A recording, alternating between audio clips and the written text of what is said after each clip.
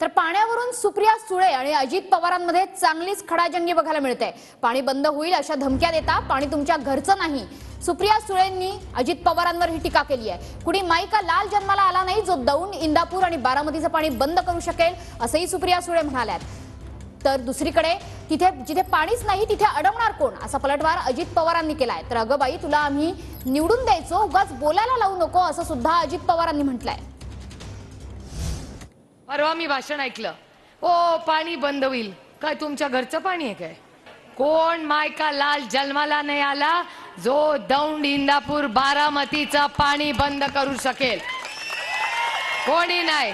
जे मोठे असतात त्यांच्या समोर तुम्ही लोटांगण घालता आणि तो गरीब आहे, कष्ट करणार आहे म्हणून त्याचं पाणी बंद करता। अरे हिम्मत असेल ना, कुठल्या पंगा लेना है ना तो अपने ताकतवर से लो। अरे वो बेचारा गरीब के पीछे क्यों पड़े हो?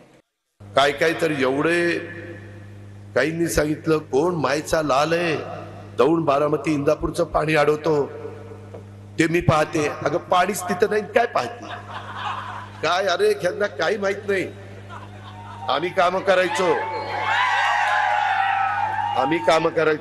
ही सगळी कामं करायची, त्यांना माहिती तर पाहिजे।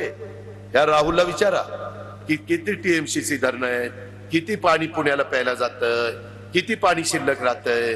अरे पाणी शिल्लक राहिलेलं नाही तर कोण मायेचा लाल बघणार आणि कोण अडवतोय? अगं बाई तुला आम्ही निवडून द्यायचो, आम्ही त्या ठिकाणी